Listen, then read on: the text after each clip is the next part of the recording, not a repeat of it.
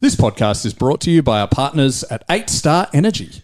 8 Star Energy, a clean energy company leading the future of portable and renewable energy. To find out more, follow them on Facebook at 8 Star Energy. I want attacking, purposeful football all the time. Now we're going to have backs against the wall and we're going to fight, and we're going to fight hard. You've got to show me all the guts and all the determination you've got in your body. You've got to inspire me. A marvellous kick. That's as good as you'll ever see. And puts Player back in front. I don't know about you guys, but if I see one bloke walking out of here, give the pat on the back from people out there for a good effort, I'll spew up. From inside the centre square, Boydy kicked the goal. Boydy kicked the goal. From inside the centre. I can't believe that. Welcome back to a very special episode of Danny Boyd, the podcast about the greatest football club in the multiverse. That is the Footscray Football Club, Proprietary Limited, trading as Western Bulldogs. I'm Danny McGinley. He's Tom Boyd. Danny Boyd's the name of the podcast. I'm just excited, Boyd. Yeah, that was a good start. It's great to be here.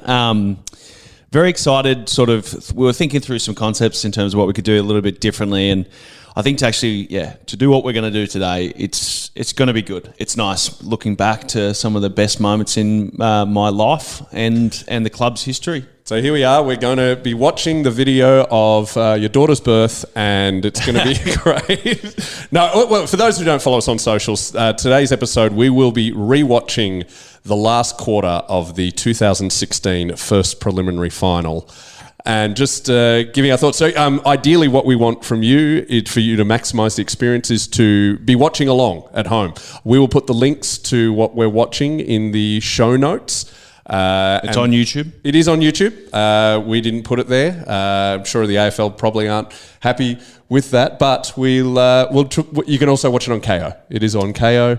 Right. But we're just going to... So what we're going to do is we will put we'll put the volume up our own computer so you can hear the siren and sync it up. Look, it's a bit of homework, or you could just, if you're probably walking along your merry way, you've watched it enough times, Dogs fans. You can imagine what's going on. Just remember it play by play, just visualising it in your minds. We have done a lot of that. So let's go back to that most wonderful month of the history of humanity.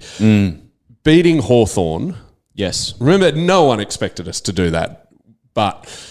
we did. Yeah, well, for context, I mean, you asked me this morning, I think it was, just to have a think back to what the actual week was like. And I started at Hawthorn, obviously, because I was like, well, where was I, Saturday night after that game? Oh, no, let's go to Friday night. Let's go mentally. Final siren goes against Hawthorn. Yeah, sorry, it was a Friday night game. Yeah. Correct, sorry.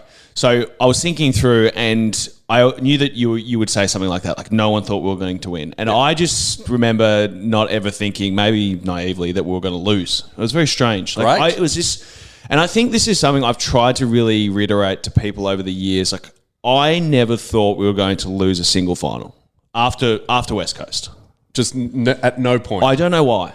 No, brilliant. I got no idea why. And it was just this strange sort of out-of-body experience that just came over me. I even remember, coming in at halftime, I think we were down by, we must have been down by a few goals. It wasn't too, well, because we were down by like 5 goals. And someone misses a goal. Tory missed like 15 shots. Oh, yeah, in the first. He was dominating, but for some reason got the yips. We were dominating that game, but then Hawthorn were just on the counter all the time, as I recall. Yeah. Oh, my literal memory of it is Tory just ruining the first half, pretty much, because he never missed, and he was so good in that couple of year period, and just a brilliant shot for goal, yes, but even more so, just like a brilliant small forward. Yep. And he was absolutely torching the Hawthorn defence, but just could not get the ball to go through the big sticks. And then just before halftime, he missed a goal, which started a melee, which meant that me and Cyril were wrestling. You and Cyril? Yeah, true story. That's at least in my memory. That's a bit of a size difference. You could have just picked him up and put him on. It was kind of annoying because the size difference means that he's reaching up and just ripping my jumper down, right? Which is not that comfortable. Like the collars on the AFL jerseys, they do leave like very big. Like when you see the jumper wrestling and all that sort of stuff, they do leave lots of like skin irritation behind afterwards, as you can imagine. Anyway, so we got through that game, and I remember walking around the ground and sort of going, holy shit, we're going to a prelim. Yeah. And then within about 5 minutes of that, it went, I've got to play the Giants. And I don't think I'd played them yet. Maybe we had once. So, I don't know. Had we played them up until this point? Well, we had played them in the year, obviously. We played them, we lost to them at Giant Stadium. Yeah, I think I might have missed that game. Yeah. I do remember that was the week that Jared Roughhead, his cancer had come back because our banner said, thoughts are with you, Ruffy. Right, yes. And I remember post that game, obviously just getting into the frame of mind that I would need, because when you're 21 at this stage, you think that everyone's thinking about you all the time and the world revolves around you. I was thinking about you all the time. Yeah, I know. But I was thinking the whole Giants team is just thinking about beating me. Yeah. Which, so not true, I'm sure. Like they were focused on other things. Yeah, they were focused on beating us. And so anyway, that week there was a few things that happened. Roll back in, get preparation mode. The fans have built up this huge amount of people at training, which is like the greatest thing ever. You don't do any proper footy training. You just kick the ball and everyone claps. It's quite an experience. That. Oh, really? And, it went from before the first final, there's 30 fans there at our open Tuesday training. Then the next one, there's, a couple of hundred. Then there's, 1,000 or whatever. I don't know the exact numbers. But going into that prelim, there was a lot of people who turned up. Actually, yeah, I remember showing up to... If it was not that week, I was definitely there for the Hawthorn one, I think. Yeah, it would have been the captain's runs that people were turning up to, right? So the Friday morning... Before the Saturday night game against the Giants, there was heaps of people there. Weather was good, and then the next week, obviously, the grand final, there was it's thousands. Yeah. Don't grand finals for another episode. Grand finals for another episode. By the way, I'm calling this series where we rewatch great games once more with feeling. Yeah, okay, that sounds good. You're the creative director or whatever. I am now. Thank you for that. Thank you for that title. Then the other thing that I remember is that obviously, so before the game, they changed the game time. I don't know if you remember this. So it would typically be for a Saturday night prelim would be a 7:10 game or something like that. And they moved it till 5:40 or something. Moved it to twilight, yeah. Yeah, because there was a curfew still in place at Sydney Airport and we had to get out that night. That was why it changed. Right, I thought it was to make it slightly fairer to, for both teams on the grand final. Yes, but only because that way we could get home. Okay. So that was the fairness bit. So yes, you're right. Just the specific reason was flight times. But then the other thing that happened is that I think it must have been on the Wednesday, our day off. I had developed quite a good relationship with Emma Quayle. I think I've told the story on the podcast before.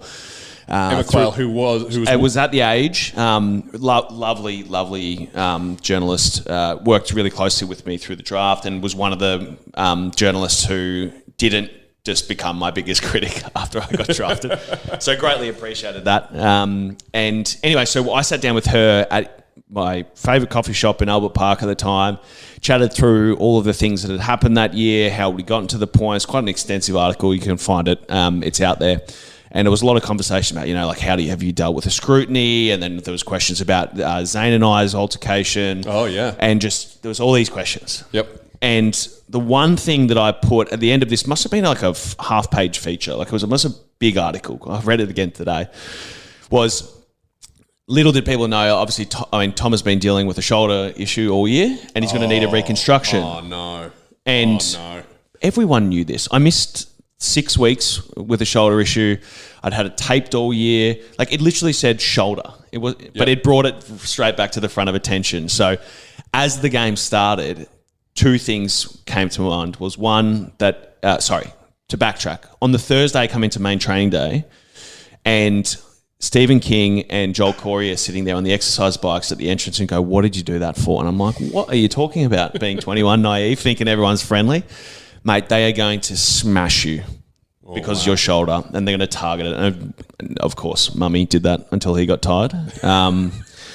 So that was one of the really interesting parts of the week. And then I think just mentally preparing for the game, and then, obviously we're not going to watch the whole thing. So the other thing that really stood out is because it was a 5:30 game or whatever, it was like 27 degrees when I ran out there. And I always hated playing in the really hot weather. Right. Because it just made me tired quicker. I preferred it to be cold. And I was like, oh, this is going to be a tough start to the game. And then obviously the Bulldogs, the Giants getting booed at their home prelim is a story well told. So that's sort of the framing of the week, I think, that really led into it.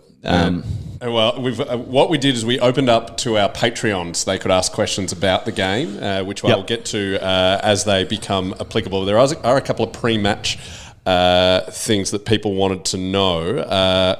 Number one, Will wanted to know, what was your role supposed to be before Ruffy got injured?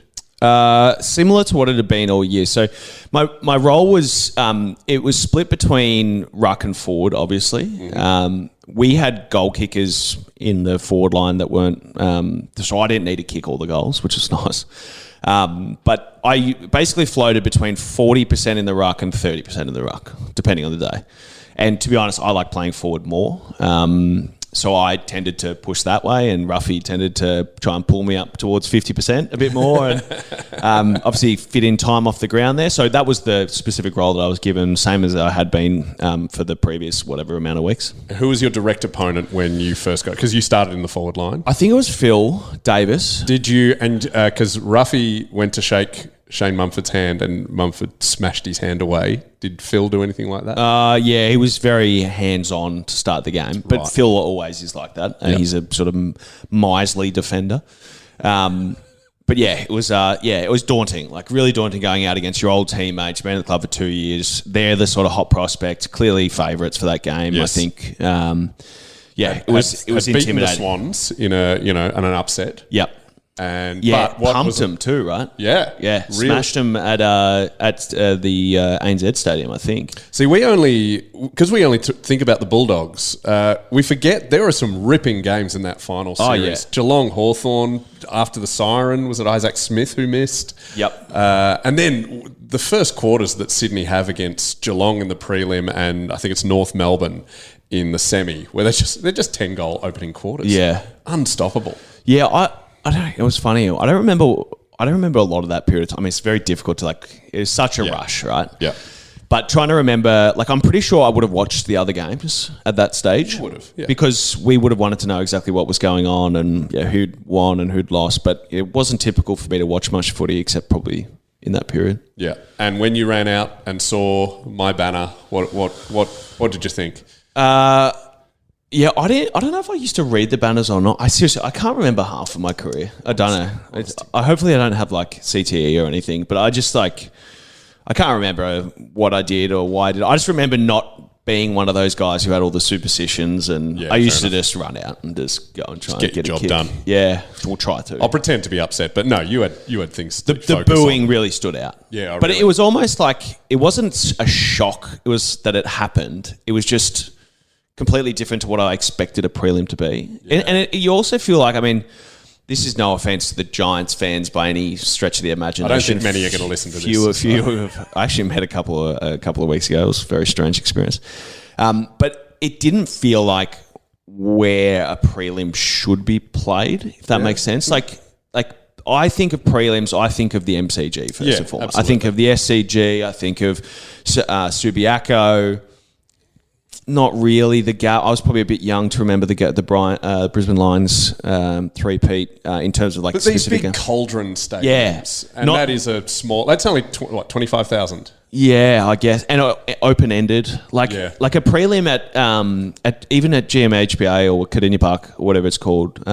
That doesn't strike me as it doesn't make sense to me. That would be weird. Yeah. So anyway, I think just these more boutique grounds, and then the booing. It just was a very weird experience running out to that after we'd run out to 80,000 at the MCG the week before, and Subiaco. Yeah, another great one. Which was So look, the vibe, as I recall, leading up to this match is everyone was going for the Bulldogs. It was very good versus evil. And I remember I was just so single-minded that week. I remember driving to the pub where we watched it, the Gasometer, and I'll tell you why we chose that one.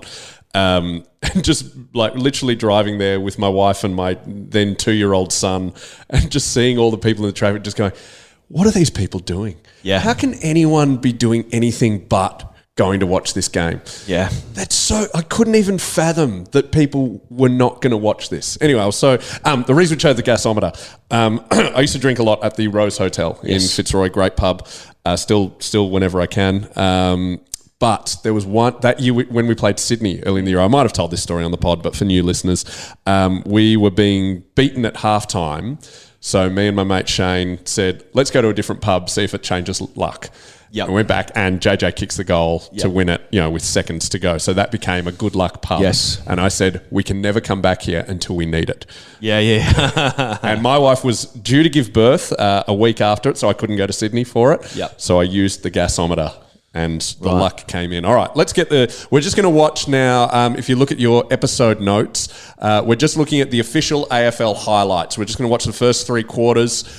We are going to start that 3, 2, 1 now. So this is just match highlights.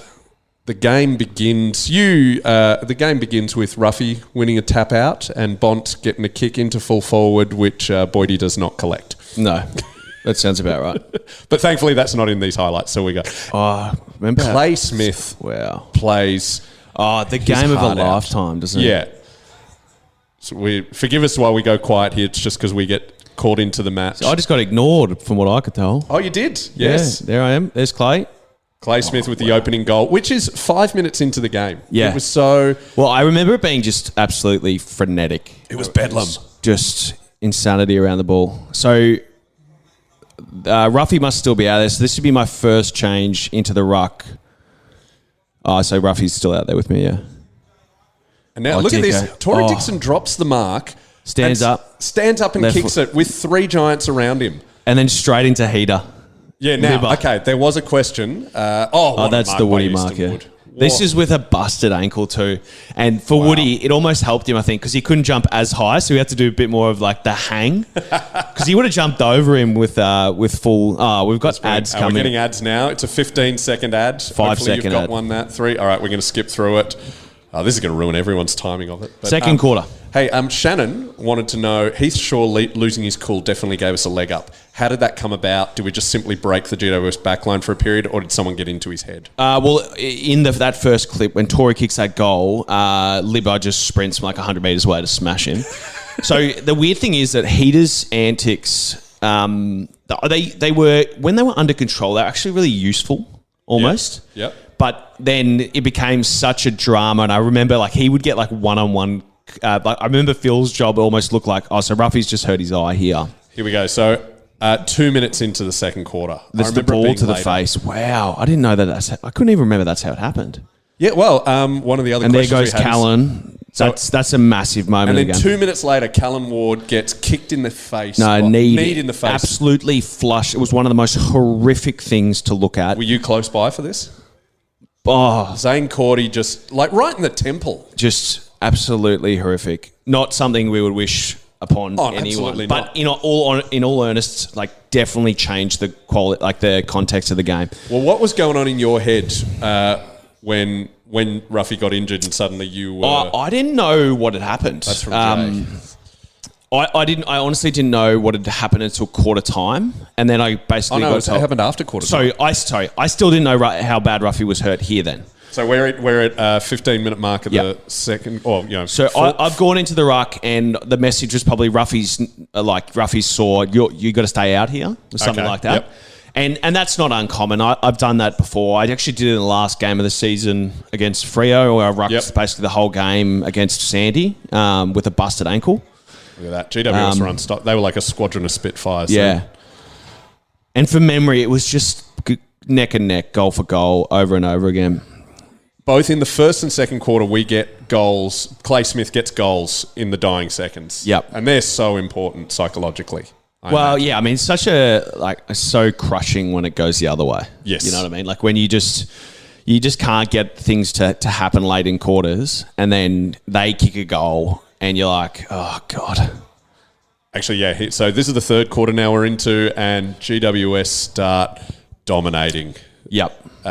We were ahead, but then they get ahead. There was a moment, and I'm going to put this photo up on our socials. Wow. At one point during this third quarter, and it's about 5 minutes from now. This is a Dicko again on heater. What a mark from Tory Dixon. Mate, you forget how bloody good he was. Yeah.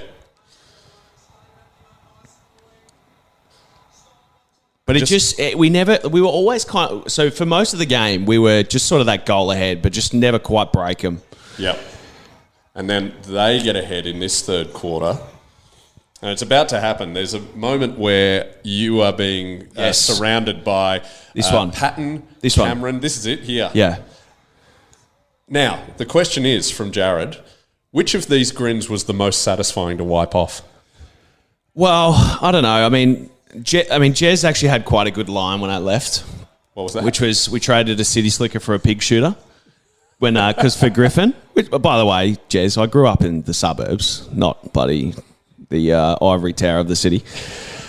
But anyway, it was funny that both John and Rory were very chirpy in that moment. But the thing was, if you looked at it in fairness, I was rucking against a guy's 5 or 6 centimetres bigger than me, who was the second change for a ruckman that was 10 years older than me, and I was by myself the whole time. Great grab here by you. I mean, you do the hospital pass to Lockie Hunter there. But absolutely. Now, this is, as good. BT Did you calls see it. that? So, 48 seconds to go in the third. See the absolute most pathetic attempt at a shepherd by me. Did you see that? Just put up the old turnstile arm, pretending I know I need to do this. I'm tired. Oh yes, this is just Player of the Year. BT says, wow. And just forget, that was 2 goals. Caleb Daniel, massive goal to finish the okay, third. so now we're going to pause this video. Pause it, all the viewers at home.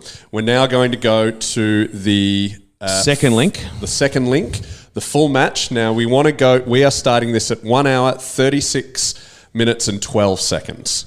1 hour, 36 minutes. And 12 seconds. Oh, well, hang on, go a bit before that. And so they can hear the siren. So go a bit. Yeah, this is actually a good place to start. So what happened at the end of the third quarter was the really interesting bit. So at this stage I've known for a quarter and a half that Ruffy's injured. At halftime, basically they said, it's on you, mate. We need you to step up.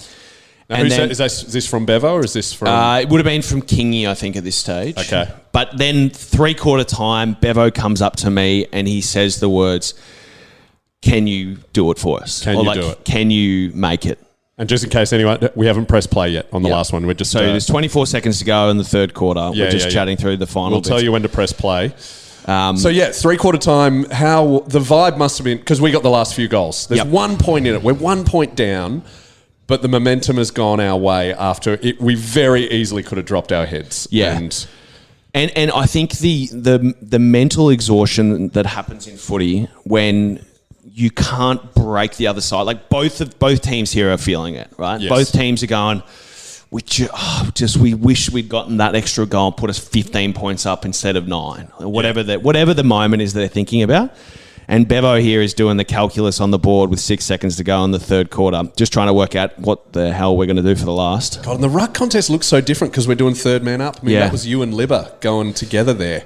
Oh, so the siren's just gone. Devon Smith has tried to start a fight with Tory Dixon and Shane Biggs for some reason. Oh, Biggsy versus Heater. This is who we want to see. That's battle of the loose units. It was just on, wasn't it? All day. There's at one point, I think it's Zane and one of the GWS players. Biggsy's going to the wrong bench. Did you see that? Biggsy's just head down, tired, walking towards. So the video now, we're at 3/4 time. So we've had the break. We're at the 3/4 time. We're at 1 hour, 36 minutes, 9 seconds. I'm just going to put my microphone right up so you can hear the siren. Hopefully that sinks in with you. This is our first time doing it. We're going to get better at this with other games. Yep. But so here we are. Here we go. Last quarter. Starts now. Boydy up in the ruck against Mumford. You both just push each other out of the way. Mumford gets a very odd tap out.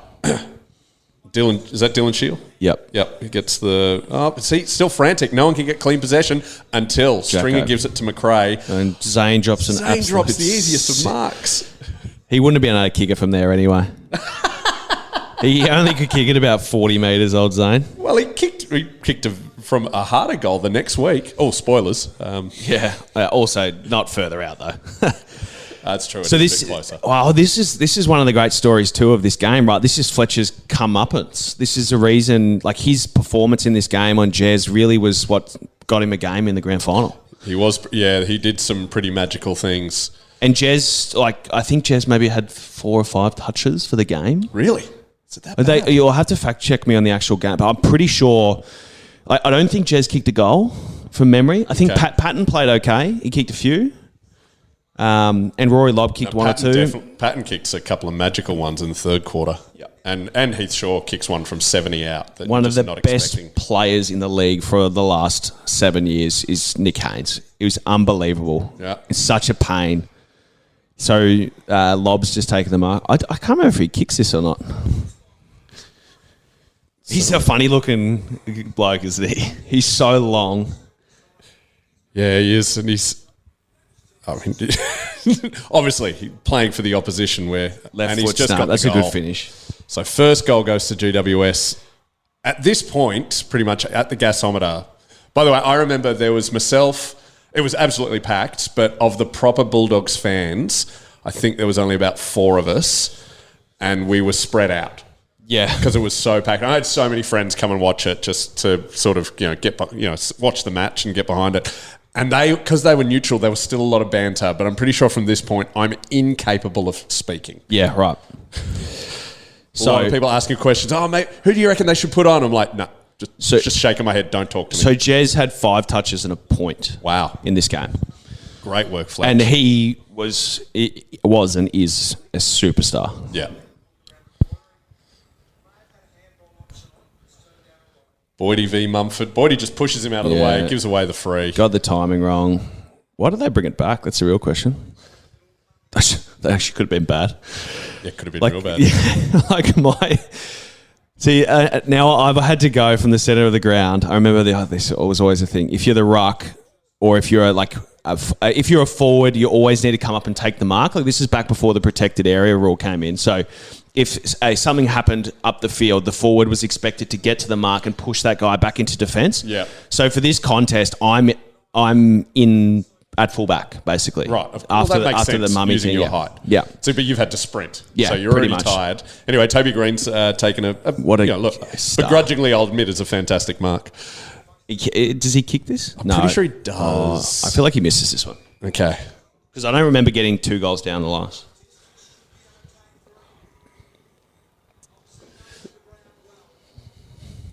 I don't know if people can remember back. No, he's got it. Flushed it. I don't know if people remember back, but Toby's first year in the AFL played as a midfielder, and he had 35 touches a game. But the criticism of him was always that his kicking wasn't good enough. Oh, okay. And now he's like one of the best set shots in the league.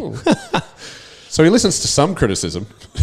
How's this bloke dressed in the orange suit? Complete Looks like Daniel Gorringe a bit. Complete orange tuxedo. Are they paid actors, do you think? How dare you? How dare you? He still looks, he's still pretty intimidating at this stage, old mummy, wasn't he? Oh, yeah. It's not a good start, is it? No. I don't remember it being this bad, but yeah, They've this is like kicked a 2 real... goals in the first 2 minutes.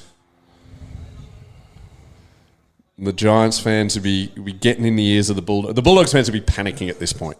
I did better there, thankfully. Our last ruck contest led to an opposition goal. And what constantly happens in this match, just when you think momentum has gone one way, Giants proved me wrong by getting it forward. But here we go. Oh, Toby McLean. Oh, and Devon Smith just absolutely abused him after that, from memory. That became a bit of a staple of Toby's life, just getting abused for milking high tackles everywhere. Yeah. Well, but, Toby's not a big fella. It's pretty hard to...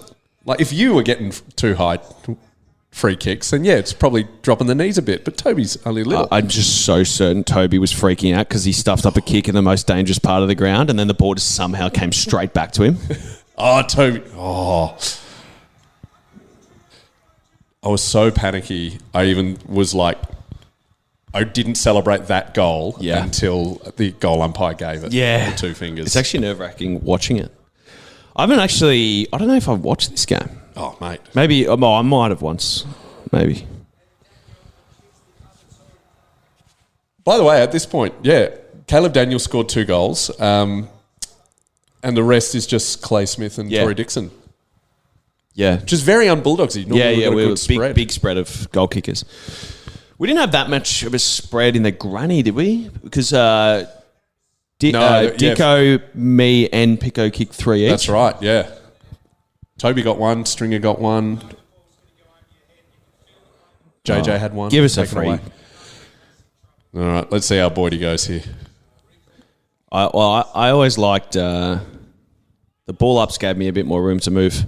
Oh, but nah, got monstered out of it by. Oh, you just roved. Oh, what do you mean? That's how I was in there. And a free kick to Tom Boyd. What a Just hero. kick it as long as I can. Pretty much my goal here. So not to a contest? Oh, yeah. Straight Jeez. to Lockie Whitfield, apparently. Not ideal, mate. Yeah. Do you beat yourself up over things like that, or are you just so focused on, all right, what's next? Well, I was pretty tired at this stage, so I was probably thinking about how tired I was. But, like, this is the thing, like, in this era with the ruck position, it wasn't actually as important to win hit-outs. It was more about getting the ball going our way. So, like, that last ruck contest was good for us. Yeah. Whether Mummy won it or not. If the ball was, it was quite slippery this night. If the ball was going towards our goals, good. Like, momentum is so important. And it was something that Richmond, like, in later years turned into a real advantage, which was just keep the ball moving your direction because it's so hard to stop. Yeah. And then they just mob and maul. And that's basically what finals are in a way. Just like a roaming maul of players. Oh, Cordy's got a couple of goals as well. But the other thing is, like, at this stage, like, my game became very simple. It was just have a crack in the ruck, follow up. If you get the ball, either handball it to someone who's a bit less tired or kick it real far. What else did Bevo say at 3/4 time to, like, the rest of the group? Do you remember anything like that? No, I don't remember too much. Like, was he going the big rev up, or is it purely cold and tactical? I don't remember exactly. I imagine it was quite, like, the question he asked of me was a very much a, like, person-to-person request. Yeah. Like, because he had no options, right? Every time Zane went out on the field, we lost the ruck contest really badly, Right, and okay. it looked terrible for us. So he was like, mate, it was like a, we need you here. Like, this is a... But to the rest of the group, it would be probably challenging them to, continue to fight and scrap. And did you say, like, yes, or are you saying something? No, I basically said, at least from my memory, leave me out there. Like, just leave me off on the ground. You're like, and you just were like, I'm just getting started, coach. No. I'm just going to hang on. This isn't the JJ run? No. No, the JJ what a runs. tackle The by JJ Pickett. runs the second last goal of the day, isn't it? Spoilers. I don't know. Oh, that's very lucky you miskicked that. 50. Ah, come on. Wow. Yeah. See, these are such big moments in games. Like, it seems like it's just a 50 from halfback. No, it's a forward 50 entry. And now, because Caleb's going to kick it another 50 metres. So now the dangerous part of the ground we don't have to deal with anymore.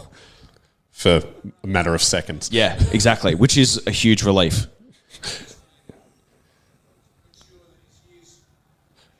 He looks a bit Such unsure, a good kick of the ball. Great. Just hits Dunkley on the chest. He puts it inside 50. Bont is being absolutely manhandled. That should have been Tomlinson. a free. Will Davis has done a Tom Boyd, just kicked to distance, and it's been grabbed by Shane Biggs. Now it's just down. There's Matty Boyd. Just kneeing him in the head. He was behind Biggs. Thanks, Brian. He's also like a foot and a half taller than him. So he might as well have been in front. Oh, great tap. There was like one fumble for the game. Yep, get it out. Insufficient intent to keep it in there, Tom Yeah, they'd Boyd. pay that these days. Yeah, they would have. They'd been made a big bloody fuss about it. Now that'd be like last touched. That rule coming in now. Oh, like basketball. Here we go. It's probably a Boyd free. getting monstered as well, but he's grabbed the that's ball probably, and hand probably a passed it free. straight to a Probably a GWS free kick. To you or against? Yeah, to me. The handball was just get this thing out of my hands. I probably should just kicked it, to be honest. See, we never did reviews in these games, so I don't remember making any mistakes. But I've made quite a few. It's more like It was more like a pat on the back. You did a good job because you didn't have a choice. Game Why was there at no this stage. reviews? I would have thought finals. It's I think we barely did anything. It was like one or two things. no wonder we played well. Bont, what a superstar. He's 20 still here. Yeah, hasn't And even he finished just growing. outbodied Joel Patfull, who's the like best and fairest winner from the Brisbane Lions the year before, 2 years before. They've just double teamed Stringer. Well, I'm not sure if you remember, Jake wasn't in form No, particularly. I do know that. Dalhouse has just kicked it in, but it's Smothered. touched. So it's a bit of a scramble. Dunkley's picked it up. Jake. Stringer is just taking He's everyone so on. strong. Giving the ball away. JJ. Oh, no, this is a miss. God, Yeah, this one hurt. Yeah, this one did hurt. That felt like a big moment Yeah. at the time. I was like, Yes. oh. I agree. So at this stage, my brain's still working. Just. Do you have to find the kick out contest, or are you just manning up on Mummy? I'm on Mummy. Yeah. Or Lob, depending who's in there. Or he's manning up on you or whatever. Yeah. The funny thing was, and look, it's all hindsight, obviously, but I had more issues with Rory than Mummy. Really? Like, I having watched the first 8 minutes of this or whatever, it's like Mummy's winning the majority of hit-outs. Mm-hmm. But none of them are really making a difference, if that makes sense. Yeah. Like, it's just a hit-out. It means nothing on paper. But with Right. Rory, he really tested me because he was so long. So, yeah, so this is... that so was I must bumped. be off here or forward. He's looking for himself. Yeah, I must be off. So I actually did have a break in the last in the end. Oh, but Clay Smith has just dropped it. Oh, no. Well, he realised he's not right-footed, nor was he going to get it through like 7 people's hands. Toby is so good in this quarter. I mean, everyone is, but Toby, there's so many little 1%ers that you see him do. You can hear Brian's like how much he realises the game is in the balance here. Yeah. And it's just a rolling maul of insanity. And commentators do love this. They don't like blowouts. Oh, yeah, they live for these games. Yeah. Because That's a throw. That it should ends be a up free. being like a player conversation if it's a blowout. You have to start talking about individuals and Yeah. so much... Yeah. So this is the unseen part of Ruffy getting injured. Obviously, I would have been playing on Phil, but instead Josh Dunkley's playing full forward. Right. You're talking Phil Davis there. Yeah. Well, there's another Phil. Oh, on the ground. Dalhouse, what a great effort. That handball. That handball. Oh, that was JJ, wasn't No, it? that was Libba. That was Libba. And that would have been one of the greatest team goals. For Wow. all of Clay's brilliance, he just didn't have enough pace there, did he? Watch this handball by Libba. That's amazing. That's the handball club. That's a Clay probably should have kicked the goal. Just for history. Yeah. So I would be stuck off too, right? Like really? because so if you're watching, Oh God, that goal must that. yeah, these are all McRae hurting. just hit These are all hurting. Because we are dominating. Like they haven't got it in their inside 50 for Had 3 points in a row. 3 points in a row. And I'm 100% stuck off the ground because if you're watching the game, the camera is on the bench side of the ground. Yeah. So the broadcast view, not you have to wait till the players are near you to. yeah, I can't get off. Like, and there's no way. Well, I can't change with the defender because the defender's not. I'm not going to play down there. Yeah. Stuff that. And just from a fan's perspective, what's going through our minds here is, remember, we have lived through, I think it's 7 in a row prelim I losses. can't even imagine. And St Kilda 09, Adelaide 97. Like, this is very St Kilda 09. Like, we were dominating, but they were slightly ahead, and Yeah. we just kept missing things. Whereas Adelaide's the opposite. We were well ahead, and then we don't score a goal in that last quarter. So many memories are spiraling in all of our subconsciouses. Obviously, not to continuously make this about me. I remember being so frustrated right now because I couldn't get back out there. Right. Well, it's Still on the other side of the ground. So who would you be coming on for? Zane, I would say, right. yeah. Zane or a forward and pushing Zane forward, basically. Yeah. Oh, look, someone's running So off. I think Jake's coming off now. Jake's coming off, so this must be you. And I reckon that this is a get anyone off. That's what happens after a while. Like if they need to get Bont on the ground, Yeah. like this didn't happen often with me, I reckon maybe I come into frame here. It wouldn't often happen with me because I wasn't as important or as good. But here we go. This is it. This is it. That was the goal. Ryan Griffin just hand passed it to Dunkley. Yeah. Not to Dunkley, because Dunkley's up there. But anyway. Oh, sorry. Here we go, JJ. Matty Boyd. Sorry. JJ. Here it is, JJ. He can run. He makes can run. everyone look so slow. Oh, no one between he and the goal. And Bont looks like he's running with concrete boots on. He does. He looks so exhausted, but then puts it onto his... to hit the front. I can't tell you how hard that is to do. At 20 years old, to step up in that moment. Yes. And with all of your, tiredness, fatigue, for him to just steady, paddle, balance himself, get onto his left, execute. Yeah. So hard. And at this moment, at any point, do you start believing? No. Great. Beautiful. Look at that guy. He is everyone. Couldn't think. So Darcy's standing up there. Man. And Brian looks like he's freaking out too. And the camera operator's going to find Tony Liberatore soon. Yes. Look at it. JJ's just... Look at the exhaustion on all the play. They're all trying to do the right thing. Nathan Wilson is quick. He didn't even look like he moved. Phil Davis is sprinting. There we go. Boyd wins a big tap out. See how Dylan got onto the end of Dylan Shield got onto the end of it. Yeah. But we still end up winning because the ball's going our way. This was our whole thing. Just get the ball going our direction. That's all we need. Matty Boyd. Huge one-on-one. I keep thinking it's Dunkley because of number 5. And then, so I'm in the middle of the ground there just going, don't kick it near me. Just kick it. I'm too tired. Just kick it forward. I imagine every other player, when there's a ball up, is like, great, I get 20 seconds of a breather. But for you, it's not midfielders. Oh, not midfielders, but maybe actually I look definitely better against Lob in the contest we've seen. Oh, Bont. Oh. And so just for context, Adam Tomlinson is probably one of the fittest blokes in the AFL. All right. Yeah, he was a cross-country runner through high school. Him and Tom Scully were probably right up there. And are you looking at the... No idea how long's left. No, you're just going to keep I don't remember... friendly fire. I don't remember when they changed this, but they never used to... Is it in finals? I don't tell you how long's left. Remember they used to do that on Channel 7. They used to... Channel 10 had the 5-minute countdown, yeah, which is good, but And then you'd have to listen to the radio, and the radio would be like 2.5 minutes or something. Yeah. I've been at games where I just log on to my KO so I can see the countdown clock because I can't deal with it. Oh, my God.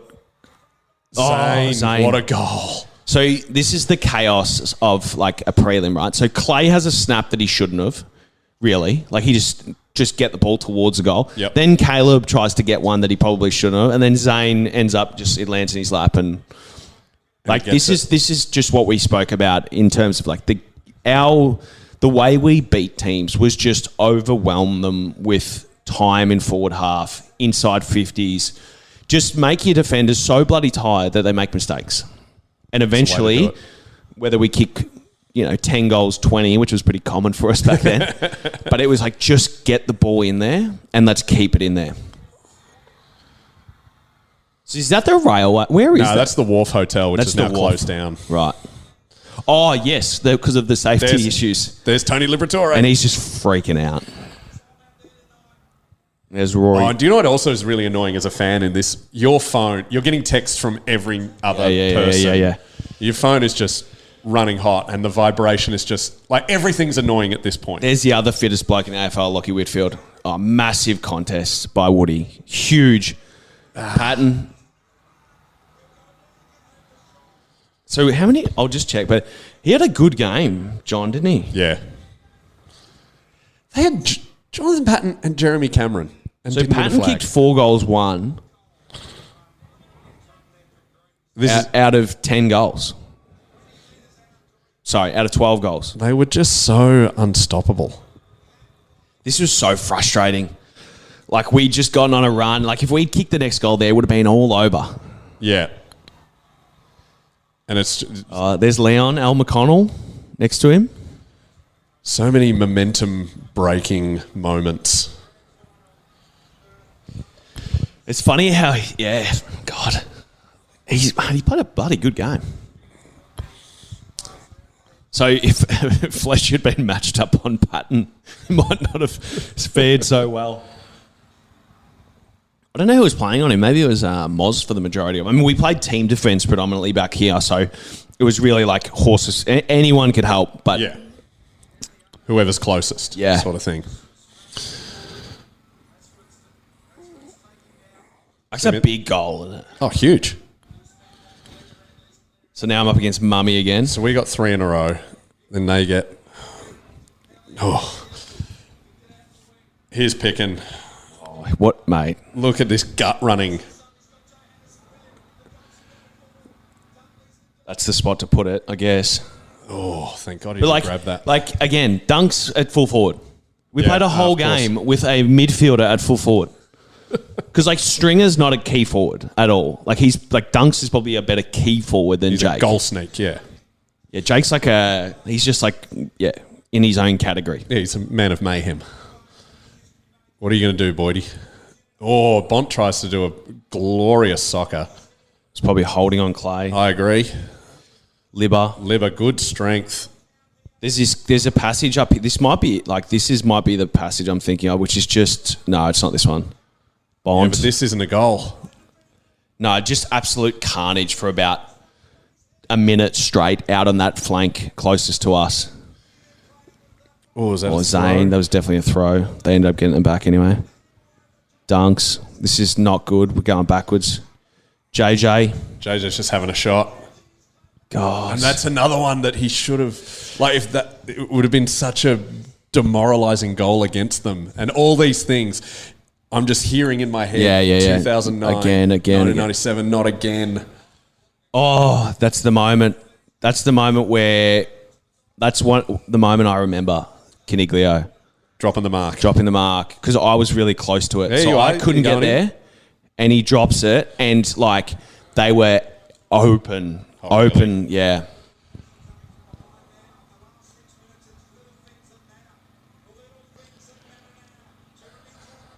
Like, marking the ball in the middle of the ground with 6 minutes to go is huge. So, yeah, you're right. They're just going for territory. You're not really looking at what you're doing. How good our handball capability was. Insane.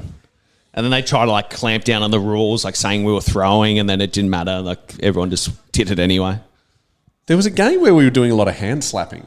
Yeah. Well, we did that. We trained that. Yeah, right. And then were you told to stop? It was called ball control was what we called it. Yeah. So, like, it was the little taps and... I actually went for a mark. I didn't know I had that much On the energy. ground again. Yeah, that was like my legs that don't work. I remember these days, my calves, like I don't cramp often, but my calves felt like concrete. I was like, I can't move. So what which part of your body hurts the most right now? My lungs No. and good like answer. everything is just dead. Because it was still quite a warm night. Yep. I've obviously played probably, close to 100 minutes of game time. Yes. Which is really like 2 hours. And 5 minutes to go must feel like 5 weeks. What a tackle by Great tackle by Stringer. Jake. Massive hit by Clay. There's Clay down there as well. Like the perfectly executed bump by Clay. Side on side. Watch this. Here comes Clay. Hopefully they show it. They didn't. Typical. These are the moments. So that was that a point? As in, That was a point. Yeah, it's a point. yeah, so that was his only scoring shot for the day. Wow. And like, imagine he kicks that. Oh, We lose. no, we don't. Well, we didn't, so you don't have to worry. There's no. You Do you don't have to reckon be we lose? stressed. Do you reckon that would have broken us? Maybe. You don't want. Do you know what that means? If he kicks that means Tory has to get the goal after the siren. Yeah, true. Yeah, well, it's obviously hard to plan a game out afterwards, but that would have been demoralising as. So the scariest... What a mark. Like Bont just does everything, doesn't he? The most terrifying moments of this game for me were those defensive ruck contests. Of course. Like I was like, no free kick, no clean hit. Just get tangled up and make a mess of the situation and hope for the best. Like I didn't have high expectations or hopes for myself in those moments. I wasn't going to try and win the game because just don't lose it. And that's the difference between you and Bont. Well, in those moments, like, you can't win it from the back half. Easton's got a buddy. JJ did. Yeah, JJ runs like 400 kilometres an hour.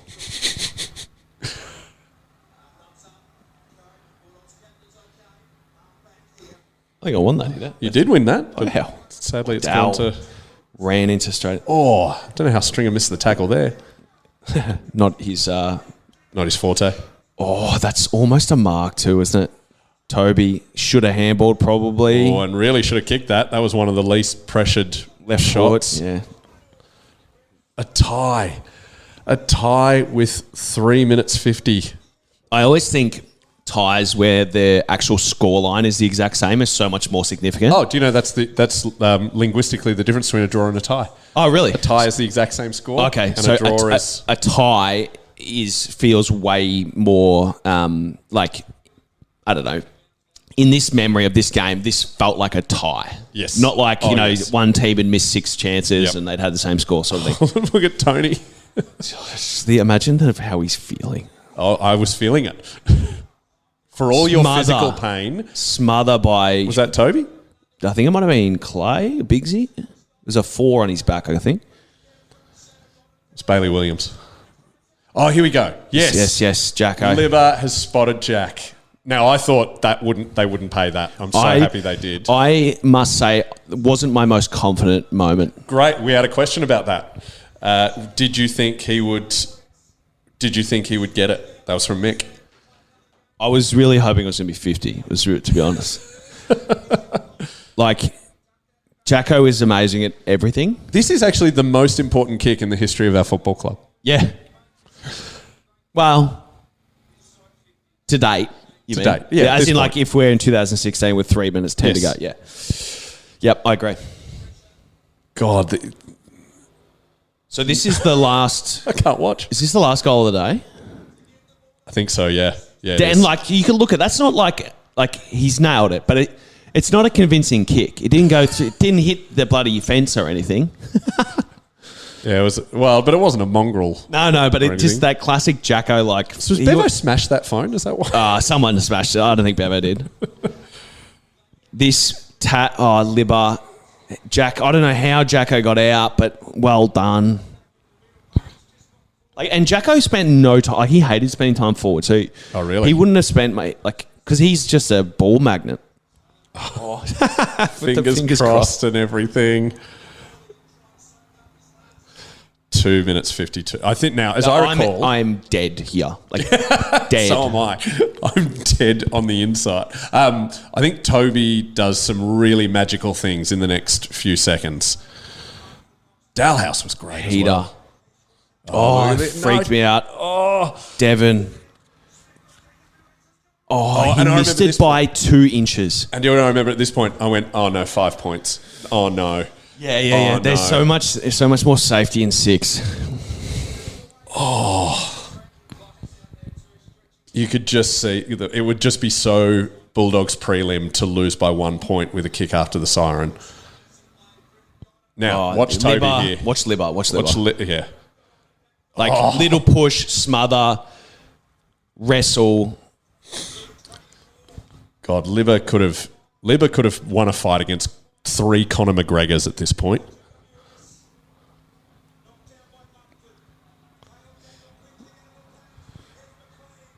Toby. Yeah, massive. Follow up. Slippery. See how slippery it was? Like, you don't see this on television. It was No, so you don't. slippery that day. Like, it was just one of those sort of muggy-ish, Yeah. been a warm evening. So the things you also don't see here, like the fact where Caleb Daniel was just then to get that intercept and boot it forward, not a mistake. Like, he's there. That's his position. Oh, really? That's where he has to be. So this is the player behind the stoppage. He was the difference between the ball spilling into the forward line and Tory's backing back like a madman. Williams. This is where the I panic. thought- yeah, Here's the panic. The left footer not being able to go out on his right. Toby. Oh, he almost had that too, didn't he? Easton. Oh, because why was Phil up there? Phil hurt himself or something? Fletch, huge. Clay, get it out. Because we know if they get a goal there, they're just going to flood defence and then kick it around. It's over, yeah. I love how the coaches are saying stuff like there's enough time to get the messages. I've always wondered that. Yeah, there's a minute to go, mate. No one's saying anything. Just going, Watch Toby here. Yeah. Look at that. Look at that. The handball. Like, it's so amazing to watch. Like, we worked on these things for 2 years. Really? Like the handballing, the position at stoppage, like Toby trying to get out of the stoppage. I remember him always having the conversation around driving his leg. Like, I remember all of these little coaching things that happened. And the crazy thing is they don't show up for a year, and then finally when you need them most, they come up. What is he doing? He's just waving his arms like a... And now we start kicking it. And this is terrifying. This is so terrifying. Like, kicking it... that kick is not allowed. No. Oh, yeah. Oh. I'm allowing myself a modicum of hope at this point. Or did you... because you would have known how long's left. I did, yeah. But I'm still 90% convinced we're going to stuff it up. I don't know why why anyone wanted to give me a handball there. And his stringer, and now he gets it. Yep. It's less than 30 seconds. It's at this point, Tom, I drop to the floor and I bawl like a child, and I don't see it another second of the game. I'm getting teary. Just this bit. I just remember thinking, we're in the grand final, finally. And I got up and no, just Matty Boyd. Don't call for it. So the presence of mind. It seems like the simple thing to do, but to have the presence of mind to actually run out the clock properly. Yeah. Like, do it. There's ways to do it, right? Where you actually, compose yourself and get to the point where he walks back and amazing. Where were you on the ground? I'm in that huddle. You're in the huddle. But where were you in relation to Tory? Probably at I would have been in the zone, I guess. What does that mean? Well, as in in our defensive zone for kickouts. Because I don't know how we knew how long was left. But we knew it was not long. But I would have been standing in the middle somewhere. We're looking for mummy. Not my mummy. There's their mummy. Alberti and Tony. Oh. So, I didn't know he missed until the next morning. Yeah. I had no idea. One of the genuine games for the ages. Oh, it's so good. Now, another question from Jared. Post-match party atmosphere or determine and focus on next week? Just pure exhaustion across the group. The follow-up from this game, we had 20 minutes to get ready and leave, basically, after the game. Really? So we did a post-match press, pack up the room, sing the song, blah, blah, blah. But it's guys, get ready, we're going. Wow. We need to leave. Quick rendition of Freed by Desire. Yeah, definitely a very quick, celebration, which happened straight after the song. But it was really get in the shower, get going. Wow. But I remember the last sort of moment, I suppose, of this week to round out the game is that I remember it like it was yesterday. We walked into the Virgin Lounge, if you've been there at Sydney. Yeah. Walked in, gone up the stairs, walked in, just peeled to the left and just sat at one of the high tops with Stephen King and Jordan Roughhead. Just the three of us, I think. Maybe Joel Corey as well. And it was Kingy, I think, just had a great appreciation for what I'd obviously gone through, being a ruckman himself. But just the pure and utter relief that the game was over and we could stop thinking about planning. We just wait till next week. And then Kingy said something to me. He said to both of us, just enjoy and soak in every part of the week. Yeah. Because you may never come here again, or you may never be here again, and it's so different. So from the first day, which is media and recovery and fans and well wishes, and just enjoy all of it because it's such an amazing experience. And I remember just being okay, but still hadn't really grasped that this was going to be a grand final. It's hard to describe the we all understand as Bulldog supporters how momentous it was to get into the grand final. We all can share that understanding, but when you're in it and you're 21 and you've just played, the biggest game of your life, one of the greatest games, arguably in history, in terms of prelims or finals or games in general, you can't really get your head to, I'm going to be standing on the MCG with the siren going in less than 7 days. It's too much for the brain to even fathom. Yeah. Yeah, and you build yourself up so much. That's why it's so painful. Like, so when you see players crying after losing prelims or grand final, or any game, it's because they haven't spent 1 week preparing for this. They've been preparing for this since they were 10 years old. This is the only reason they were playing. Yes, I want to play in the big leagues. Yes, I want to make good money. I want to be famous. Like, there's all these different reasons. But when you're a footballer, you play to win. And those moments where you fall short by inches, it's heartbreaking. But then for the players who are lucky enough to win, it's excitement, yes, but it's like disbelief that you didn't fail. I get that. It's a very, very strange set of emotions. So, wow. What a last quarter. Oh, it's so good. This was fun. We're going to do this again with other games. We don't know when, but we'll sprinkle them through. We're still looking at obviously doing a full watch version of this with some guests later in the year, which I think would be great. Hopefully our boys keep doing well, and we'll know over the next 4 weeks where we're going to end up this year. I think pretty clearly. Hopefully, well, there might even be. I don't know if there's a gap in between round 23 and finals. Yeah, there usually is. There usually is, but they're not announcing anything. Anyway, all right, that's enough of that. You guys, thanks for listening. I hope you got to watch that and enjoy it, and you're feeling as emotional. Go have a cigarette, or whatever your post-coital routines are. That was awesome. I hope it brought us a smile watching it or a tear, as it did to you. I've got adrenaline. Yeah, I get a bit jittery at the end. Let's go to the gym. Thanks, guys. Go Dogs. Today's episode was proudly brought to you by 8-Star Energy, creating energy for the future and power you can count on. Follow them on Facebook, 8-Star Energy. I gave my childhood to that roar of the red, white and blue sea, and the knowledge that you had two loves, the Bulldog boys and me. 20 years on, I feel that longing hanging in September air. But the reason I go every week is to pretend you're still there. And they will find the glory one day, and I will throw it at your feet. It's a long, long road they're running for you, the dogs of Footscray streets.